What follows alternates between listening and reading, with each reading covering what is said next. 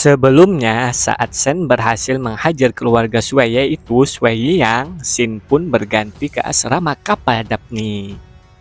Di sana, Shen mulai melatih teknik S-Jet Skin-nya. Menurut Shen, dari ringkasan Qigong yang dibahas Kak Weiwei dan lainnya, seharusnya dia sudah membuka kunci gen pertama. Tapi kenapa S-Jet Skin milik Shuai yang belum menembus tingkat pertama sudah memiliki energi dingin yang meluap-luap di tubuhnya? Kenapa aku tidak bisa melakukannya meskipun aku sudah menerobos tingkat pertama? Apa karena aku belum menggunakan cairan gen khusus untuk teknik ini? Atau aku salah berlatih? Gumam Shen bertanya-tanya. Namun namanya juga sang MC, Shen pun tak memikirkannya lagi dan lanjut berlatih teknik Dongsuan Sutranya. Menurutnya, walau dia tidak menguasai kekuatan pembekuan, gunakan saja teknik S-Jet Skin untuk memperkuat gen. Lalu Shen memikirkan metode latihan yang dibahas Kak Weiwei di pertemuan pertukaran. Ini tampaknya memiliki beberapa kesamaan dengan bab dasar Dongsuan Sutra. Aneh, seluruh sel di dalam tubuhku seolah menyerap kekuatan misterius yang membuatku merasa seperti bayi lagi. Seluruh manusia akan menjadi immortal yang bisa terbang hanya dengan mengambil satu langkah, bisa langsung naik ke surga. Seperti yang diharapkan dari teknik Qigong yang dipelajari oleh orang kuat yang menerobos kehampaan. Baru awalnya saja sudah membuatku merasa seperti terlahir kembali. Jika seluruh sel dalam tubuhku bisa bernapas sendiri dengan leluasa, bukankah artinya aku tidak perlu lagi khawatir akan tenggelam, ujar Shen dengan semangatnya. Lalu di lain waktu, tepatnya di ruang informasi kapal Daphne. Di sana, Shen tengah mencari-cari sebuah teknik hipergen. Temannya pun menanyai Shen apakah Shen mencari teknik hipergen lagi dan langsung diiyakan Shen. Lalu Shen berpikir, meskipun dia punya kemampuan bernapas bawaan dan bisa bernapas luas di bawah laut, tapi tekanan dan hambatan air di laut terlalu kuat dan Shen tidak bisa mengeluarkan kekuatannya. Bakalan sulit untuk menggunakan teknik hipergen darat. Alangkah baiknya kalau punya teknik hipergen yang memungkinkan manusia bertarung di bawah air, ujar Shen bergumam dalam pikirannya. Tiba-tiba Shen melihat informasi yang bertuliskan Tide. Informasinya pun mengatakan membantu praktisi belajar menggunakan kekuatan air agar dapat berperforma lebih baik di dalam air. Harganya satu kartu aura suci rank S. Melihat itu tanpa pikir panjang lagi, Shen langsung ingin mempelajarinya. Singkat cerita, Shen sudah berada di laut, tepatnya di kapal kristalnya. Shen pun melihat bis asing yang berenang di atas kapal kristalnya. Shen juga bertanya-tanya kenapa bis asing di dasar laut ukurannya begitu besar. Setelah itu Shen keluar dari kapal kristalnya dan mulai berenang. Menurut Shen, teknik TED yang sudah dia pelajari sungguh luar biasa. Shen pun hampir tak merasakan hambatan saat berenang di air. Shen lalu berencana untuk mencari bis laut tingkat darah dewa untuk menguji teknik barunya ini. Shen pun mulai berenang menuju dasar laut yang lebih dalam. Dia pun melihat sesuatu dan langsung mengkuciosi raja cacingnya untuk menganalisa kekuatan bis laut yang dia lihat. Shen sangat terkejut melihat begitu banyak bis laut yang seperti kutu laut atau bulu pik. Shen ingin menerobos gerombolan kutu laut yang dikelilingi cairan ungu itu, tapi armor sang raja cacing tidak kuat dan mulai terkikis. Shen pun tak ambil risiko dan mulai menarik kembali raja cacingnya. Lalu Shen menggunakan armor emasnya, ternyata armor Shen tak terkikis sama sekali. Dengan segera Shen menerobos. Cairan ungu ini tidak bisa mematahkan pertahananku. Hahaha, aku datang, ujar Shen. Shen pun dihadang kutu laut atau bulu pik. Dengan segera Shen menggunakan senjata cakarnya dan mulai menghabisi kutu laut yang ternyata hanya tingkat mutan. Shen tersenyum senang melihat puluhan ribu kutu laut tingkat mutan ini. Dengan semangatnya, Shen terus menghabisi puluhan ribu kutu laut itu. Menurut Shen, walau dia sesial apapun, jika dia menghabisi puluhan ribu kutu laut ini, pasti ada peluang untuk mendapatkan jiwa bisnya. Sayangnya, para kutu laut kabur saat Shen lagi semangat-semangatnya. Melihat itu, Shen langsung mengejar sambil berteriak, "Hei, jangan kabur! Aku masih ingin mendapatkan jiwa bisnya!" Saat Shen mengejar para kutu laut, Shen melihat sebuah cahaya ungu yang begitu terang. Momentum ini pasti bis tingkat darah dewa, ucap Shen. Dan benar saja, di hadapan Shen muncul sesosok bis kutu laut besar yang seperti bulu pik ini. Tingkatnya pun sepertinya darah dewa. Shen sangat senang dan segera ingin menggunakan teknik TED yang sudah dia latih. Namun sayang, cairan ungu yang awalnya dapat ditahan armor Sen kali ini mulai terkikis. Dan para kutu laut kecil juga mulai berdatangan. Menurut Sen, sudah tidak mungkin untuk mendekatinya. Sepertinya sudah tidak bisa bersikap keras lagi, hanya bisa mundur dulu. Segera Sen mengkuciose belut lautnya untuk kabur. Bis darah dewa ini sulit untuk dihadapi. Mari kita pikirkan solusinya setelah kembali, ujar Sen. Setelah berhasil kabur dan sudah berada di kabin kapal kristalnya, Sen ternyata mendapatkan jiwa bis kutu lautnya. Jiwa bis tipe perisai berduri.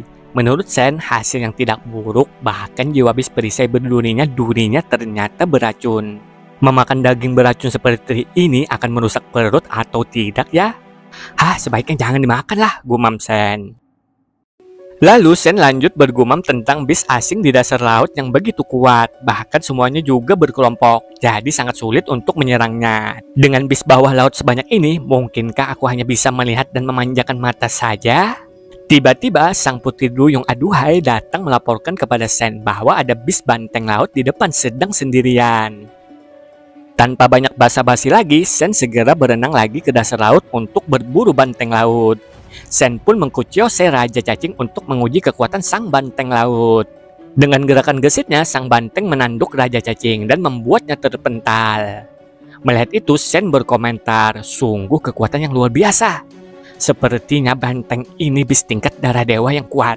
Karena kau yang menyerahkan dirimu sendiri, maka aku akan menerimanya, ujar Sen yang mulai bergerak agar perhatian sang banteng tertuju padanya. Melihat Sen yang bergerak dengan cepat, sang banteng pun mengejar Sen dengan sangat cepat juga, lalu menyerang Sen dengan serudukan, tapi dengan mudah Sen menghindarinya. Pas sekali, mari kita lihat mana yang lebih keras, kamu atau cakarku ini, ujar Sen yang berhadapan dengan sang banteng. Lalu Sen mulai mencakar sang banteng laut itu. Namun sayang, tak berefek apapun karena sisik sang banteng sangat keras bin kuat. Sialan, senjata cakar jiwa bisku tidak bisa membelah sisiknya sama sekali, gumam Sen. Karena kekerasan tidak berhasil, maka gunakan skill saja, ujar Sen yang mulai menggunakan skill tinju cakarnya dan mulai menghantam. Namun sayang, tetap tak mempan juga karena sang banteng ini sangat kuat. Sen pun mulai menaiki punggung sang banteng. Tak peduli seberapa kuat tubuhmu atau seberapa keras sisikmu, takkan ada yang bisa menahan kekuatan Yin, ujar Sen yang mulai menghantam sang banteng, membuatnya menggeram kesakitan. Sen terus saja menghantam dengan tinju Yin-nya. Pada akhirnya sang banteng laut pun dapat dihabisi Sen. Menurut Sen, bis darah dewa dasar laut tidak terlalu sulit juga untuk dihabisi. Hanya saja tidak mendapatkan jiwa bisnya, itu yang sangat disayangkan. Setelah itu Sen kembali ke kapal kristalnya. Di sana terlihat sang angel kesayangan tengah asik memakan sang banteng yang baru saja Sen buru. Sedangkan Sen terlihat sangat senang atas kemajuannya tentang teknik S-Jet Skin-nya. Menurut Sen, melatih teknik S-Jet Skin tingkat pertama membuat inderanya menjadi lebih tajam. Tiba-tiba Sen merasakan ada hawa yang sangat mengancam dan langsung memerintahkan untuk menghentikan kapalnya agar jangan bergerak. Kenapa aku merasakan kegelisahan yang sangat kuat? Seolah-olah ada sesuatu yang buruk akan terjadi. Tenang, ini kapal kristal kan? Tidak mungkin untuk dihancurkan, ujar Sen. Terlihat ada hiu putih besar berenang di atas kapal kristal milik Sen. Melihat itu, Sen sangat terkejut dengan hiu yang sangat besar. Namun menurut Sen, bukan hiu itu yang mengeluarkan aura yang membuat orang menggigil. Ini terasa aneh. Ada apa ini sebenarnya, pikir Sen. Terlihat ada sebuah cahaya kebiruan di dekat sang hiu besar. Itu, ujar Sen yang melihat sebuah bis dengan aura yang sangat kuat. Ternyata bis itu adalah bis kuda laut biru dengan tatapan mata yang menakutkan, seolah-olah satu lirikan matanya saja bisa menyedot orang. Bahkan sang hiu besar dibuat ketakutan oleh sang kuda laut biru yang berukuran kecil itu, sampai-sampai sang hiu besar tidak berani bergerak. Lalu sang kuda laut menyemburkan bola api biru dari mulutnya dan langsung menghantam sang hiu besar, membuatnya terbakar dengan api biru walau di dalam laut. Sang hiu besar itu pun lenyap dengan sekejap oleh api biru dari sang kuda laut. Melihat itu, Sen sangat dibuat terkejut bin tercengang. Menurut Sen, itu adalah bis super god dari suaka dewa kedua. Lalu sang kuda laut biru menatap kapal kristalnya Sen, membuat Sen langsung kena mental. Untungnya sang kuda laut hanya melihat saja dan langsung pergi meninggalkan kapal kristalnya Sen. Terlalu menakutkan. Bis Super God itu dari cara menatap dan bersikapnya saja sudah sangat menakutkan, ujar Sen yang terengah-engah kena mental.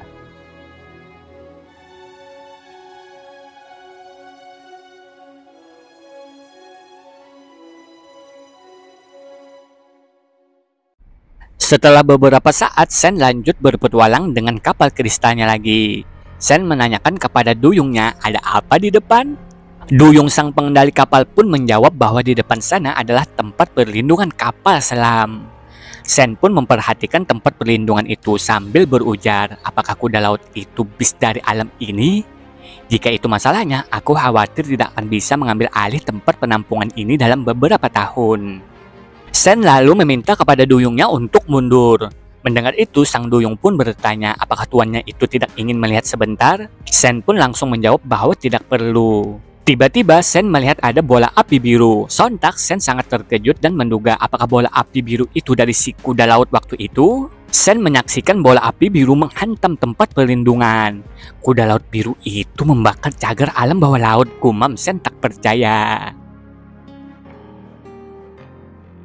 Lalu 2 jam kemudian, begitu menakutkannya hingga tempat perlindungan yang jaraknya puluhan kilometer berubah menjadi abu dan tidak ada satupun bis asing yang lolos. Jika semua bis Super God di Suaka Dewa kedua sama menakutkannya dengan kuda laut biru itu berarti meskipun keempat genku sempurna, aku tidak tahu apakah dapat menahan api birunya, ujar Sen yang tengah memeriksa keadaan tempat perlindungan yang baru saja dihancurkan sang kuda laut biru. Sen pun lanjut berujar, kalau saja kuda laut biru itu dapat dihabisi, sudah dapat dipastikan betapa sangat menakutkan jiwa bisnya. Setelah itu, Sen berganti ke perangkat pelatihan holografik. Di sana, Sen tengah asik bertarung dan berhasil menghantam musuhnya dengan tinju kerasnya. Tiba-tiba, Sen mendapat undangan dari Qin Xuan mengajak Sen untuk berduel. Qin Xuan berujar, apakah pelatihnya punya waktu? Kalau punya, bisakah pelatih memberiku wawasan lagi? Oke, karena aku juga baru saja mempelajari satu set ilmu pedang baru, jadi ayo kita berduel, ujar Sen ke Qin Xuan yang masih belum tahu bahwa guru atau pelatihnya ini adalah Han Sen, anak buahnya waktu di Suaka Dewa pertama. Sen langsung menggunakan teknik 2 pedangnya dan langsung menyerang Qin Xuan. Qin Xuan dengan mudah menghindari serangan Sen. Dalam benak Qin Xuan, ini tidak sulit seperti sebelumnya. Pelatih seperti itu mempraktekkan ilmu pedang yang begitu umum. Rangkaian gerakan pedang ini terlihat agak familiar, pikir Qin Xuan sambil memperhatikan gerakan Sen dengan seksama. Lalu Qin Xuan bertanya kepada Sen, bukankah ini teknik pedang terbang ganda? Itu sebenarnya hanya menggunakan formasi pedang 2 orang. Apakah kamu ingin mengubah formasi pedang 2 orang menjadi teknik pedang 2 tangan? Hahaha, kamu melihatnya ya, kamu memang jenius, ujar Sen sambil menyerang Qin Xuan lagi dengan teknik 2 pedangnya. Dan langsung dibalas Qin Xuan dengan tusukan pedangnya. Pelatih, ternyata kamu dapat menemukan kekurangan dari teknik yang baru kamu pelajari ya, ucap Qin Xuan. Benar, jadi bantu aku melihat berapa banyak kekurangan yang ada, ujar Sen. Setelah itu, beberapa jam kemudian, pelatih, tekniknya sudah sempurna kan? Menggunakan 2 teknik pedang yang berbeda dengan kedua tangan pada saat bersamaan, seperti aku sedang melawan 2 orang pada saat bersamaan, ungkap Qin Xuan kagum. Terima kasih atas sarannya. Aku telah memikirkan tentang ilmu pedang ini sejak lama dan banyak masalah yang hanya dapat ditemukan melalui latihan, ujar Sen mengungkapkan kepada Qin Xuan.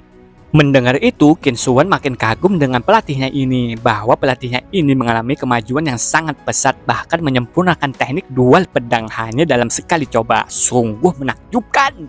Sementara itu di tempat perangkat holografiknya Qin Xuan, dia mahir dalam berbagai teknik hypergen dan juga dapat meniru teknik orang lain. Sungguh monster, ujar Qin Xuan.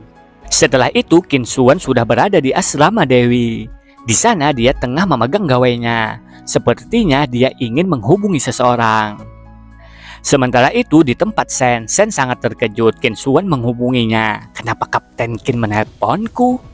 Lalu Qin Xuan dan Sen tengah asik mengobrol. Pada akhirnya Sen meminta ID Qin Xuan di perangkat holografik.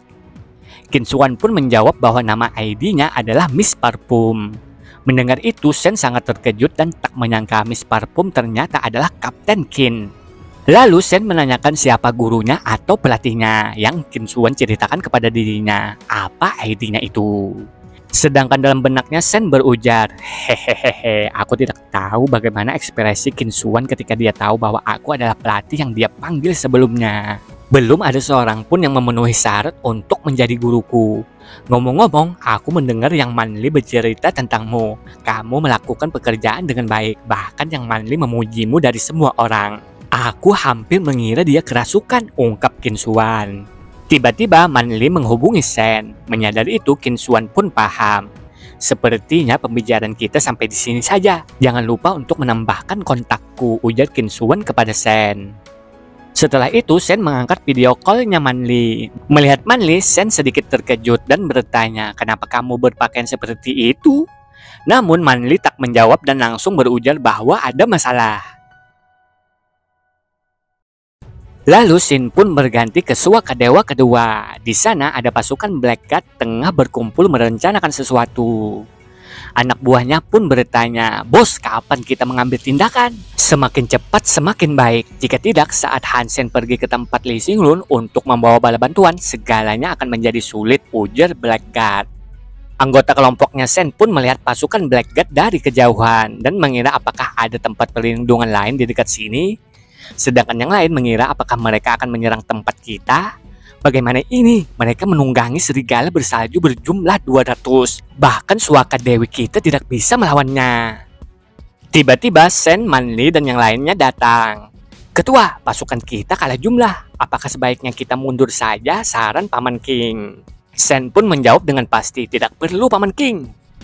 Black Guard mulai bergerak sambil berteriak. Hansen, kau sangat tercela dan diam-diam menyerangku membuatku hampir mati karena keracunan. Aku datang ke sini hanya untuk menyelesaikan dendam pribadiku dengan Hansen. Selama kalian hanya duduk dan menonton, aku berjanji tidak akan menyerang kalian. Kalau tidak, bantai semuanya. Bantai semuanya, teriak pasukan Black Guard. Melihat itu, anggota kelompok Sen berujar bahwa Black Guard adalah seorang evolver dengan poin lebih dari 100 dan orang-orang di belakangnya mungkin juga memiliki poin lebih dari 100. Bagaimana kita bisa mengalahkannya? Dan ada juga yang lain berujar bahwa akan sulit bagi Hansen untuk menangani sendirian, apalagi jumlahnya sangat banyak. Memang Hansen ini orangnya suka memancing amarah orang lain. Mungkin Hansen akan mati kali ini. Tanpa ragu, Sen langsung melompat dari kastil untuk menuju ke Black Guard dan pasukannya. Melihat itu, Paman King langsung berteriak, "Ketua, apa yang akan kau lakukan?" Mendengar itu, Sen berujar bahwa jangan khawatir. Lalu Sen sudah berhadapan dengan Black Guard dan pasukannya. Kau terlalu sombong, datang ke sini sendirian. Sepertinya dia meremehkan kita, bos, ujar anak buahnya Black Guard. Sedangkan itu, anggotanya Sen bertanya-tanya, kenapa Hansen pergi sendirian?